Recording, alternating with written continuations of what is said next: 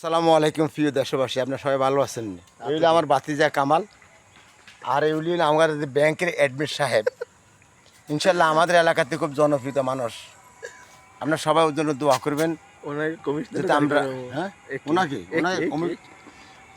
উনি কমিশনার দ্বারা আমার বাতিজা কামাল, আর কি অ্যাডভোকেট কামাল না, এমনি কামাল কামাল কামাল প্রবাসী।